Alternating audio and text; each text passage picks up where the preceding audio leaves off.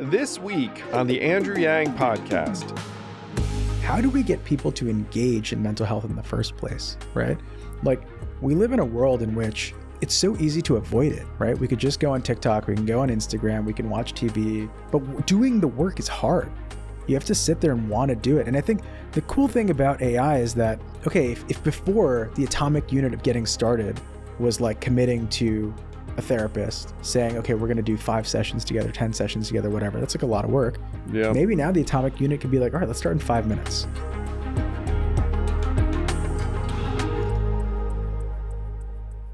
It is my pleasure to welcome to the podcast for the first time somehow, I think, which is crazy, serial entrepreneur, co-founder of Casper, and now Slingshot AI. Neil Parikh joins us. Welcome, Neil. Thanks, Andrew. Excited to be here, man.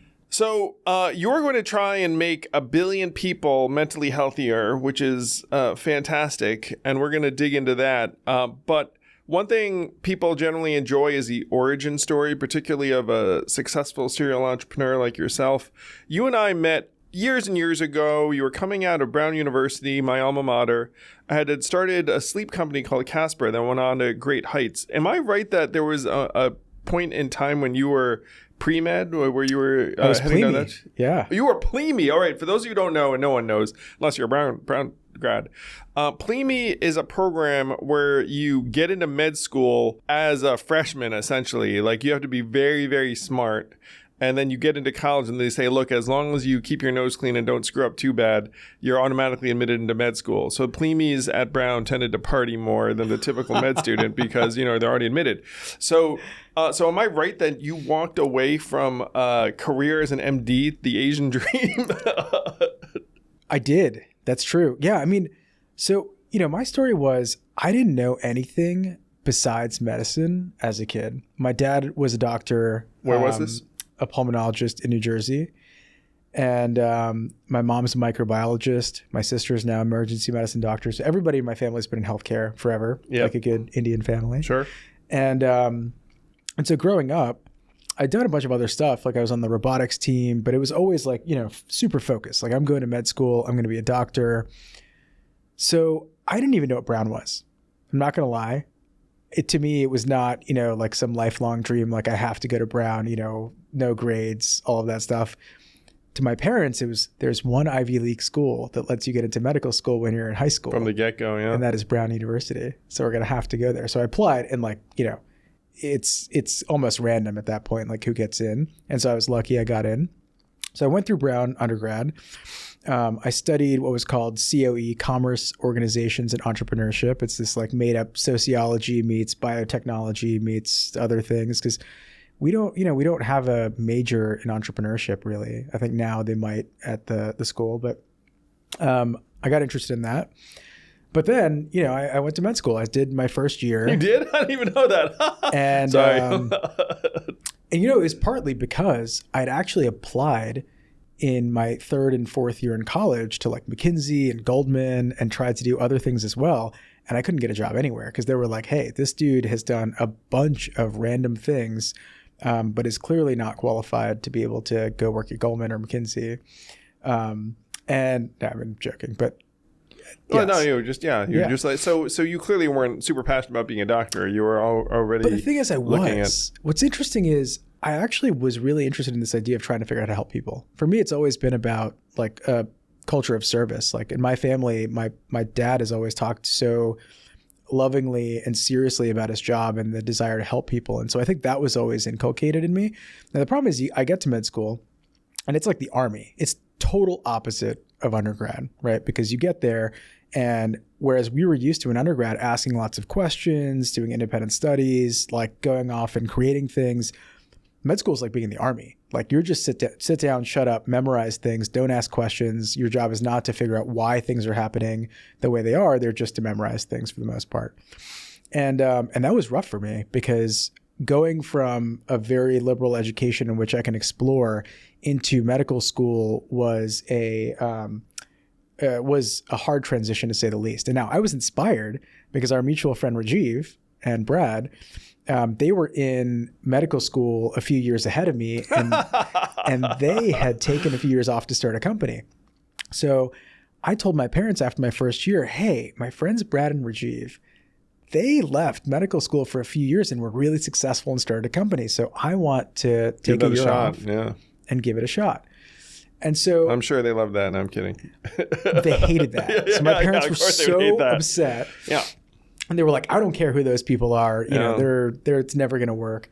And so I made a deal with them and I said, I'm just going to take 1 year off, right? I promise you I will go back to medical school. So I ended up taking a year off and moving to New York. And yeah, as they say, that was the beginning. Yeah. So you co-founded Casper, which I think got up to something like 500 million in revenue and IPO. And how quickly was it successful enough where you were sure that you were not going back to school? And how did your parents take it? Okay. So the backstory to Casper was I had moved to New York, started a different company. I'm sitting in a co-working space. And one day I hear the guy next to me talking about how he used to sell mattresses online from his dorm room. And that ended up being my co-founder, Philip. And we started talking and I'm like, oh, what a dumb idea. Like, who would ever buy a mattress on the internet? Like, why would somebody do that? But my dad was a sleep doctor. And so in the back of my mind, I was like, okay, that'd be kind of interesting. Like, we had seen Warby Parker and we thought, what if you could build a brand that actually gets people excited about sleep? In that era, it was like the banker era, right? 2 hours of sleep a night. Yeah, this what is year cool. Was this? 2013, 14. And it's before, now we've got like Huberman, Oura Ring, 8 Sleep, like everything, is all about sleep. Supplements, magnesium L-threonate, whatever. Back then, nobody was talking about sleep. So we thought, okay, if we could build a brand that leverages the mattress as the entry point, because it's a terrible experience on the way in, create a much better product, a much better service, maybe we could use that as the Trojan horse to actually create the Nike of sleep. So we got very lucky at the beginning. When we first launched April 22nd, 2014, we did $1 million in revenue in our first month. Wow. And then we did $100 million in revenue in our first calendar year, the following year. And so, it was kind of incredible. And so from that moment, I had decided probably like right when we launched, hey, there's no chance I'm going back to medical school. Sure. But to my mom's credit, she will never let it go. If you're listening to this, the day of our IPO, we're at the New York Stock Exchange. My mom comes to me and she's like, so now that this whole thing is done, you're going back to medical school, right? With a complete straight face. Was she joking or was she? No. Because you think at some point you'd be like, all right, this is actually as cooler than being a doctor. I have Asian parents, shocking. But for me, I finished law school. I left the law after 5 whole months though, and my parents were not happy about it. Then do they know? Do they think it took years and years? Because I'm trying to think of your timeline, but for me it was about 10 years. I mean, we were cool the whole time. Like, when they saw you finally up on the debate stage, did they let it go? They tried to talk me out of running for president too. And then, that turned around after I made the debate stage and I became kind of a folk hero in Taiwan. Love you, Mom and Dad. And they had debate watch parties for me where my parents were living. And so they would go and like my dad would be like, that's my son. And then she would go up and it's all very heartwarming, which I'm sure happened for you too during the IPO.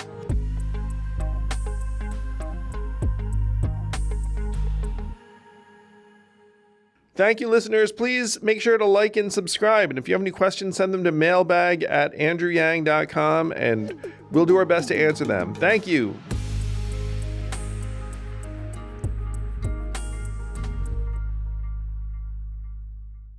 So you're a successful serial entrepreneur. I've known you for years, so I know that your desire to help people is genuine. And now you're doing something that I will say I'm super excited about because people know, and we can go into this at some depth, which I'd love to, but people know that I'm passionate about mental health and that AI is just scratching the surface of what it could mean in terms of making us stronger, healthier. One of the data points that I saw early on that flipped it for me, and I didn't take much flipping because I was pretty much already there, but is that some military veterans prefer talking to AI than talking to a human therapist because they just find it easier, more soothing. It's like, less like personal feeling, perhaps. So what is Slingshot AI, and how did you come to co-found it? Okay, well, I'll tell you the story. So we're trying to build the first we call foundational AI model for psychology to actually do therapy. So the idea is, imagine we lived in a world where everybody could get access to therapy, right?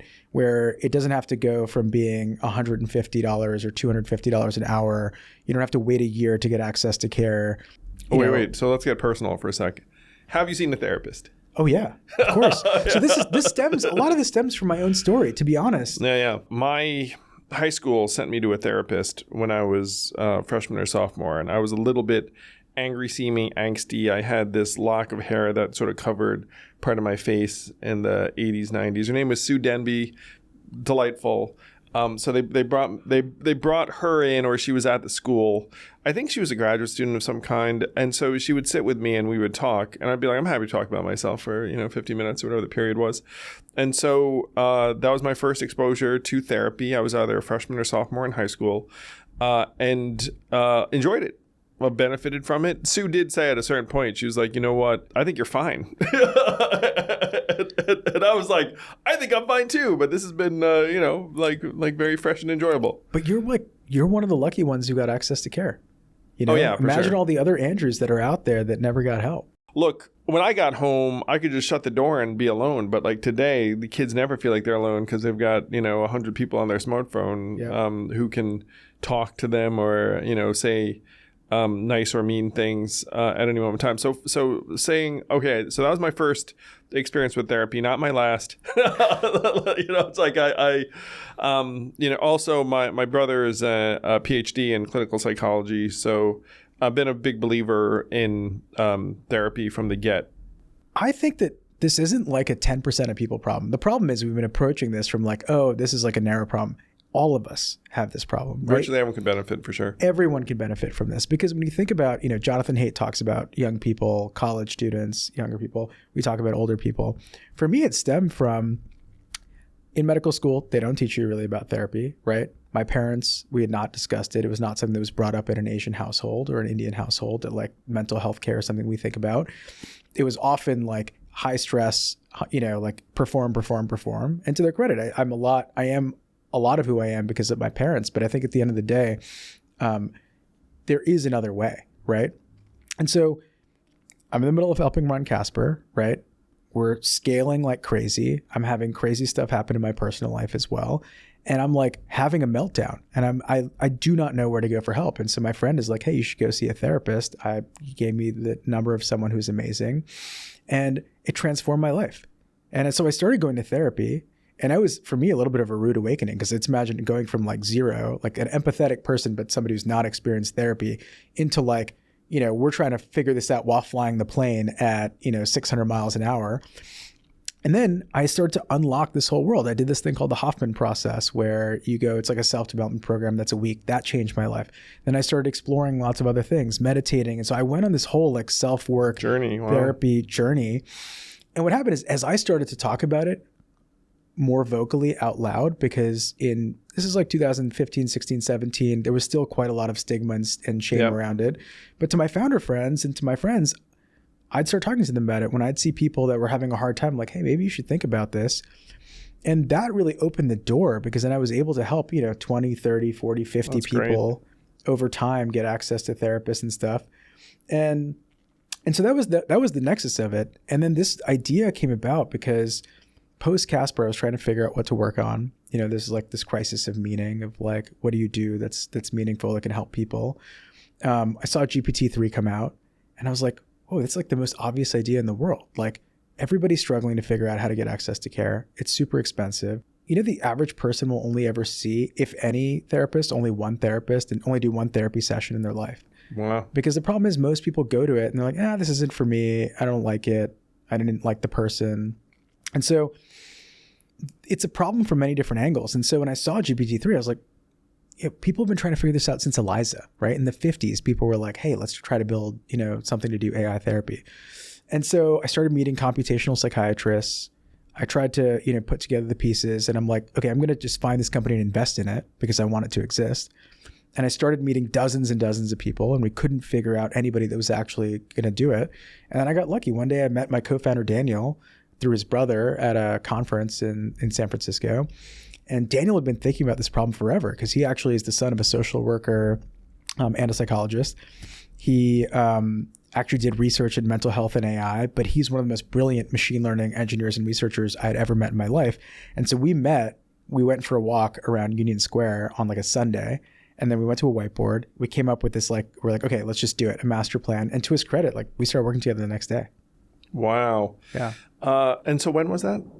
That was probably 18 months ago. Wow. And fast forward to today, you guys now have raised, I want to say 50 million that's public, as in that's disclosed. I don't mean public market type thing. And now you've got a team of, it sounds like at least a couple dozen people and maybe more. And the most exciting thing is you guys actually are having real live humans use the beta. Yeah.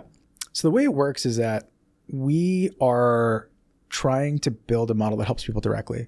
On a subclinical basis to start today. What that really just means is people. So first, what is out there now? Because and I'll open it up. So here are things I know.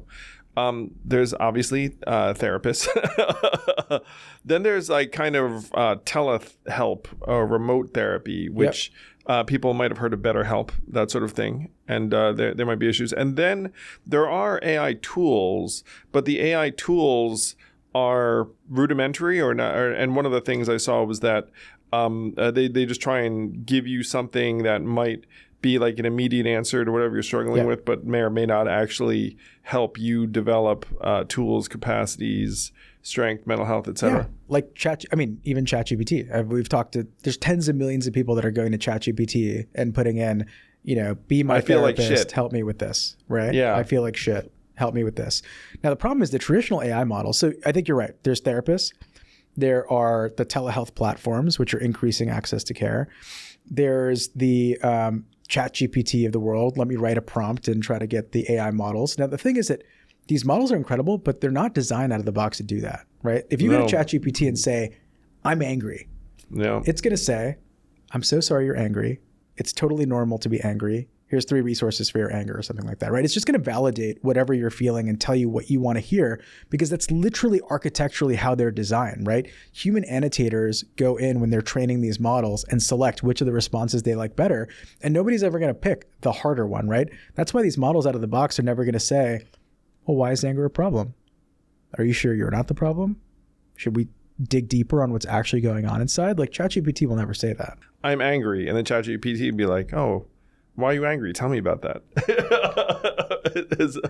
I don't think it does do that. Yeah, there's no way it would because it's never seen that kind of training data before, and it's literally designed to do something else. It's an assistant model, right? It's there to please you, to make you happy, not to push you through some sort of an emotional space to get to some breakthrough on the other side.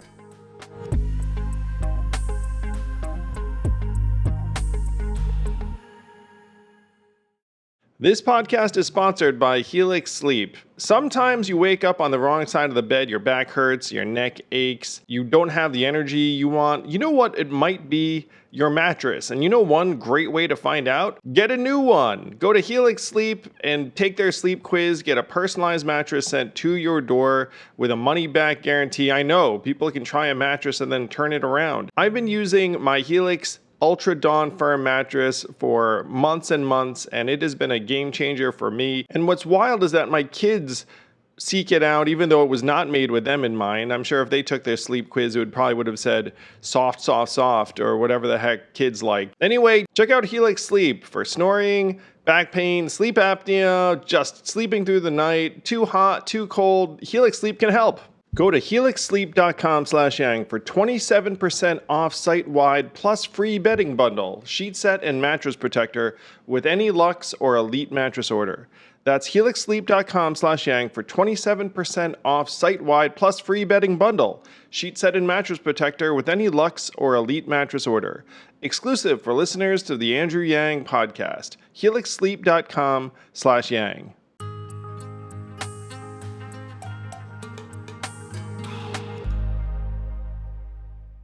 So we're trying to build, a net new kind of model that can actually do therapy and help people directly.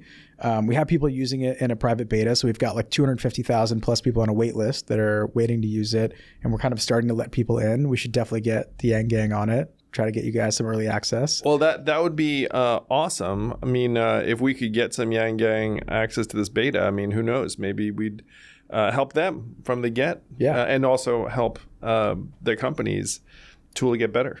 Yeah, we love that. We love the feedback, because the thing is that it's one of those, this is the kind of product that only works when it gets better out in the wild. The way to think about how we design the architecture is that similar to a self-driving car, we're the first model that's actually been trained on actual human therapy. So through partnerships, we actually get real human therapy data. And that's what teaches the model, well, what is it that humans and therapists do in the real world? How do they talk to each other? What kinds of, we call it action grammar, right? What are the different things that therapists might say in those kinds of environments? So that instead of just like a textbook therapy, CBT worksheet that you're going to get, it feels a lot more realistic, right? It should feel like it's flowing. We're developing a relationship. I'm trying to figure out what's important to you. So we start there. And then once we actually put the model out to people to start using it, it actually learns over time based on what works for each person. Because the point is that every one of us has our own. So what you're saying is that it would respond differently to you versus me based upon, would it differentiate based upon things that we've evinced or demonstrated in terms of reaction, or would they differentiate based upon like our backgrounds, our age? All of the above. All of the above. Wow. Yeah. It'll because the thing is that what's incredible about deep learning is that, okay, the average therapist is going to have a few thousand patients, right? And so you're pattern matching quite a lot, but your sample size is not very big, right? And so it's hard to pattern match against a lot. Machines are really, really good at pattern matching, right? And so over time, when you think about, okay, for me, I want perhaps an Asian American therapist who understands what I've gone through, who understands the life of what we're going through, all these things. Kidding. The number one thing we hear is I want somebody who understands my cultural context, right? But the problem is there aren't enough of those people out there. How many people are there that could fit the exact demographic box of what you want? Yeah, no, that's true. Do you have an Asian therapist? I do not have an Asian therapist. The last therapist I saw was a white lady. Did she run for president? No. I mean, geez. I mean, shoot. I would need to find a very specific therapist. You can count them on a couple hands. Right. Okay. So let's dig a little bit more into the product. So you guys, obviously AI is getting better and smarter all the time. It sounds like you had human therapists inform the tool. Yeah, exactly. So the way it's designed is basically we start by learning from actual human therapy, right? That's the baseline. That's where the machine learns and the AI learns how to do it. And then we have a world-class clinical team. Derek, who's on our team, came from Talkspace. He's helped pioneer the idea Stupid question. Is it a voice talking to me? Voice and text. Yeah, so you can talk out loud and you can text it as well. And then can I pick a voice? Yeah. How many different should we get different choices do I have? I think there's like 7 or 8 today, and we're going to work on getting some more in there. Interesting. What were you about to suggest I could be a voice? Because that'd be dope. Do you want to be a voice? Be dope. I would love to be a voice. Yes. The voice of reason. Okay. The voice of humanity, logic, reassurance. It's going to be okay. I'd love it. I'd love to talk to you every day. That'd be cool. Thanks, Neil. What's interesting about this thing is like a lot of people talk over voice. So first of all, that was like our underappreciated feature. When we originally launched, it was text only. It was like ChatGPT, you could talk back and forth to it.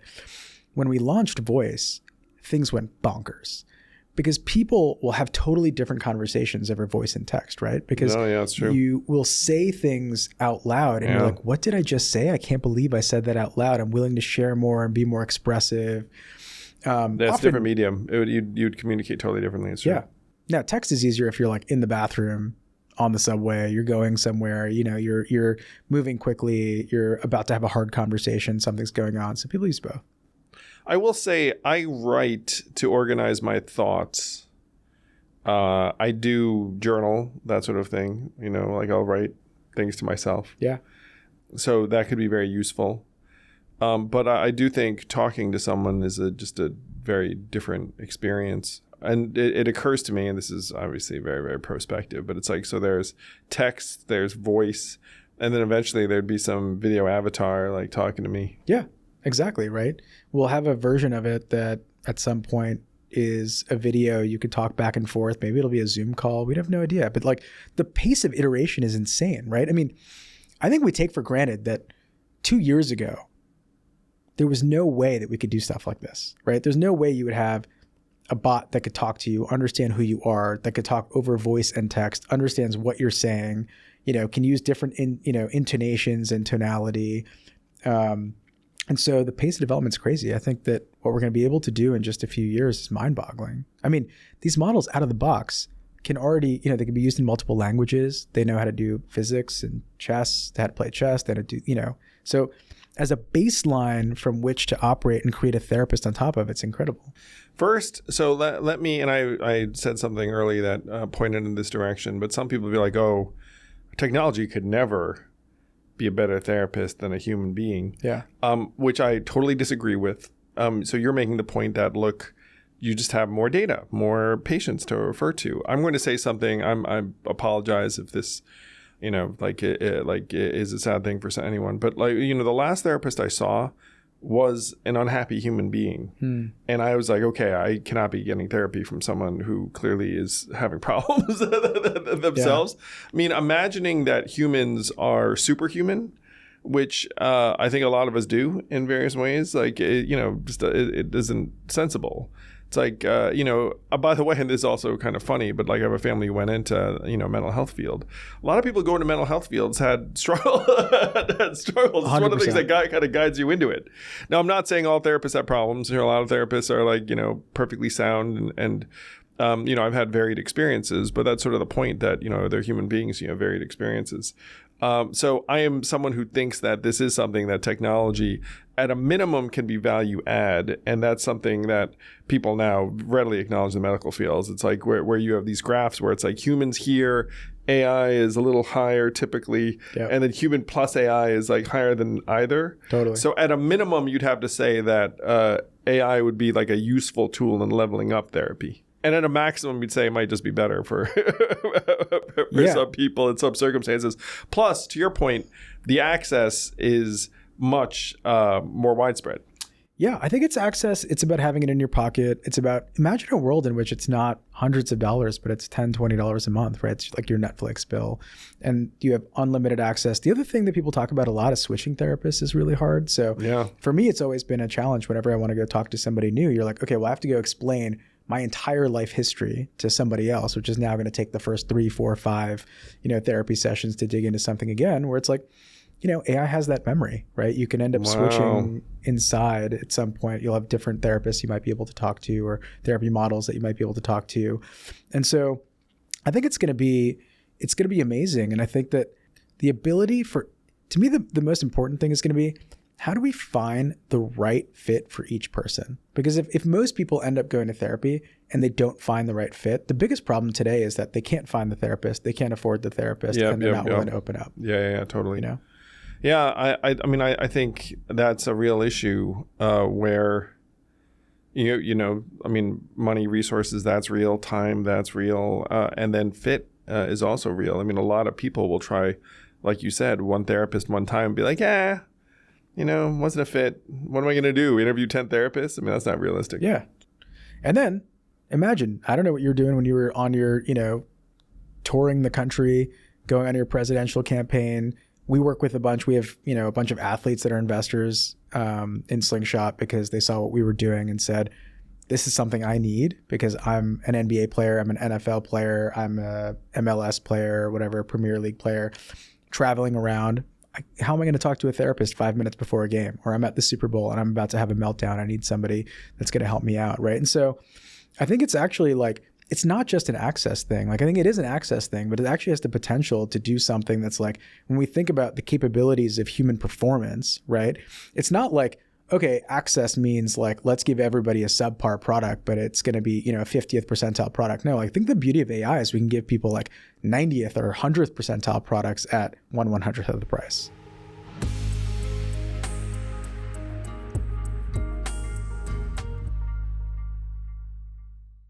This podcast is sponsored by Factor. The weather's getting better. We want to get outside instead of spending all of our time prepping meals and cooking, especially if you can't cook like me. Evelyn was not into eating my cooking, shall we say. That's where Factor has been a total game changer. Instead of chopping and cooking, I grab a ready-made meal from the fridge, pop it in the microwave, and in 2 minutes, I've got something delicious and satisfying. With 45 weekly menu options, you can pick gourmet meals that fit your goals. You can choose from Calorie Smart, Protein Plus, Keto, and more, and it tastes great. You feel like you're doing the right thing by yourself. Factor has my back for busy mornings too, with quick breakfasts and lunches I can take on the go, plus snacks and desserts that seriously hit the spot. Get started at factormeals.com/yang50off and use code yang50off to get 50% off plus free shipping on your first box. That's code yang50off at factormeals.com/yang50off for 50% off plus free shipping.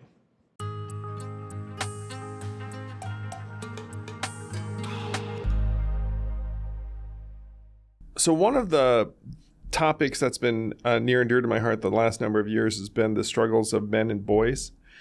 Is there a difference? And so I've seen different things. So Jonathan Haidt's research has indicated that social media has a particularly negative impact on teenage girls. Yep. Apparently they're very susceptible to caring about what people think of them and on Instagram. I mean, It's very dark. I shouldn't laugh because it's very, very real. At the same time, you see spikes in problems among men and boys. Are you seeing any difference in terms of interaction with the product? Yeah. So first of all, we know men and boys are hurting in this country, right? And around the world. We've talked about it before, at the Ideas Festival. And I think it's something that is near and dear to my heart. I've been in a men's group on Monday nights for the last 5 or 6 years. Because it's always been an important part of my life and trying to figure out how do we connect with other men. And so a few things. One, I think men are very susceptible to thinking about judgment and shame, right? For most of us, even for me, the idea of trying to say, okay, I admit that it feels almost like it's failure to say I need to get help, right? To go put your hand up and say, I want to get a therapist. When I've talked to so many of my friends, especially early on in the stage of trying to get access to mental health care, right? Putting your hand up, almost everybody's like, no, I'm fine. I don't need help, right? Wow. And the cool thing about AI is that there's no judgment or shame on the other side, right? You could say anything you want to it, and it's not going to have an opinion on what you said. And I think that actually ends up being something where we have a ton of men that use our platform, actually a lot more than I think end up using most mental health platforms, because you can say all the things that are on your mind that you've been afraid to say to somebody else, and you don't have to worry about getting judged. And so I think we need new solutions for boys and men, because we've got to figure out how to get them practicing how to move through emotions, how to have difficult conversations, how to show up in life. So I've got a question. Are there gender differences in the use of conventional therapy? Because I don't know. It's mostly women. Yeah. Not surprising, but interesting. And then for Slingshot, is it more 50-50? It's not quite 50-50, but it's close. Yeah. It's like, I would say we have way more men using AI than you will see in probably any other non-AI platform, right? And so and it kind of makes sense. It's easy to pick up. It's on your own schedule. It's kind of efficient. It's efficient. Yeah. When you talk about shame among men, I think there is like this, I'm tough, I don't need stuff. And then if you raise your hand and say, hey, I could kind of use a hand here, it feels vulnerable and something that you might tell a few friends about, but you certainly wouldn't want to disclose to the public. Though this has changed, because I think a number of professional athletes have just been like, hey guys, and I think it's true for a lot of entrepreneurs too, because when you're in a situation that, let's say there's a company and there, maybe even some public facing responsibilities, you kind of need to be on and functional all the time. And then it's very, very isolating. And then in the back, you're like, oh shit, who do I even talk to about this? Because you can't talk to anyone in your company about it. It's hard to find anyone who can relate to your particular struggles. Because if you talk to, someone who's not an entrepreneur, they'd be like, oh, like, what do you mean sitting pretty? Like, like, Totally. et cetera, et cetera. That's why I would call presidential candidates from Iowa. I'll be like, what do I do now? I wouldn't do that. But I mean, if it had been an option. Yeah. What do you think I should do about my emotions in this very moment? They're like, win. Yeah. I mean, so I'm with you on the struggle, the isolation, the shame many men feel. And I do like the efficiency angle of this, because even for someone like me, where you'd be like, hey, this seems like a phenomenal cost-benefit ratio where it's like, yeah, I can try it. It's like time, tiny bit of money, but I don't need to go to an office somewhere. There's not the awkwardness of, like you said, like me having to explain stuff to, another human. If I don't like the human, I have to switch. Whereas in this case, I could just keep on like tweaking the AI. And also, like, it can normalize going in and out of it, right? Should we all be in 1 hour a week of therapy forever? I'm not sure. Maybe for some people it's right. Maybe for other people, something difficult is going on. You want to engage for a bit and then you want to drop off for a bit. That's totally fine, right? You go back to your normal life and then something happens again and then you could pick back up, right? Whereas otherwise with a human, there's almost like this expectation of like, oh, well, we have to keep it up, right? Because we're in a relationship. We have to talk to each other every week. And I'm not saying that's a bad thing, but I think people need options. Yeah, totally. I like the idea of it waxing and waning depending upon what's going on in your life. Yeah.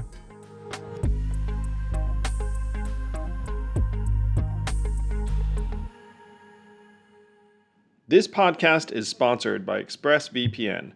How did you choose which internet service provider to use?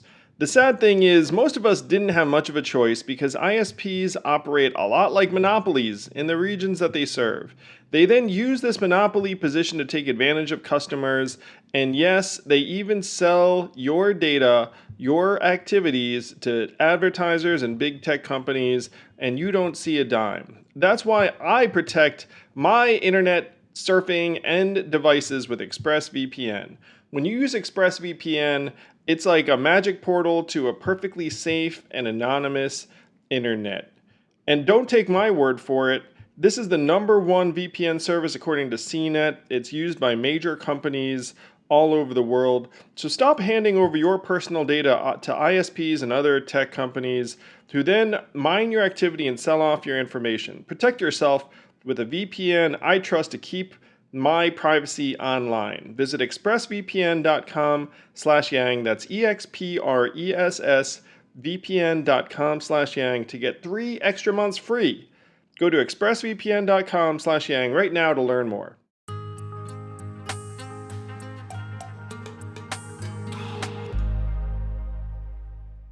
Well, certainly for some people, it's going to be, just what the doctor ordered, so to speak. So question, are minors allowed in the beta? Because I'm sure there are parents who are right now thinking, it's like, hey, I've got a kid who, Yeah, we're 18 plus today. 18 plus. Sensible. Yeah. Totally sensible. And there was something where folks indicated, it's like, people are giving you feedback all the time, and some people are raving, and then some people are complaining. And so is there like I suppose like at this point you're just like honing it in real time. So people who do wind up wanting to participate in the beta like should be aware, obviously, that it's changing all the time. Yes. And so that's an important thing to know, that it is a beta. Now, that said, we read all of the feedback. I mean, we literally go through it every single morning. And the other thing is there's 2 ways or 3 ways to give us feedback. One is people are actually writing in, and people are nuts and vocal about, I love this, I hate this. I love this, I hate this. People are talking about how much they're crying, right? I never thought an AI would actually be able to move people through emotion. Like, one of the real things that happened recently was that... Is one of the voices Oprah? Or wait, who's famous for making people cry? Barbara Walters. Barbara Walters made everyone cry. She's intense. Joking, but so people are expressing very, very deep emotions. Yes, and what's kind of amazing is that you want to try to build a product people care about. Like, clearly this is one that people care about because they will send us an insane amount of feedback. Now, we don't always get it right? One of the things that happened was that, okay, so there's this balance where you want the model to not be validating, but you also, on the other side, it can be very direct, right? And so as we were pushing the model in the direction of trying to be more direct, create heat, right? The thing is that in therapy, we want there to be some emotional heat, some feelings that you're moving through. And the model got a little bit too intense. And so people were like, this is they're like, this is working, but it's like jumping in off the deep end immediately. They're like, take me out to dinner first a little bit, like we got to ease into this. And so but it's wild. Well, just that people are having those sorts of intense experiences, I think is a good thing. I mean, if AI got me to cry, I'd probably be on the track to somewhere. Yeah. Because your concern is you just, don't interact with it in a level that actually will, right. You just shoot the anything. shit, or you're passing the time, or you're not engaging with it. Right. And that's the bigger problem. At the end of the day, like the main thing that people should be thinking about is like, how do we get people to engage in mental health in the first place? Right. Like we live in a world in which it's so easy to avoid it, right? We could just go on TikTok, we can go on Instagram, we can watch TV, Netflix, whatever. But doing the work is hard. You have to sit there and want to do it. And I think the cool thing about AI is that, okay, if before the atomic unit of getting started was like committing to a therapist and saying, okay, we're going to do 5 sessions together, 10 sessions together, whatever. That's like a lot of work. Yeah. Maybe now the atomic unit could be like, all right, let's start in 5 minutes. Then let's do 10 minutes. And let's do 20 minutes, right? Let's like work our way up. Like the same thing happens in exercise, right? There's this whole fat and hit, right? Okay, instead of doing 2 hours of exercise, let's do 10 minutes, but we're gonna make it really intense. Yeah, atomic habits. I'm so glad you're undertaking this mission, Neil. I mean, one of my goals in life is to improve the lives of millions of people.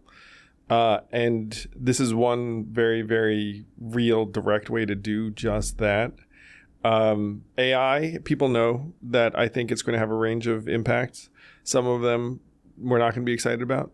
but this is one where you can see the benefit to humanity.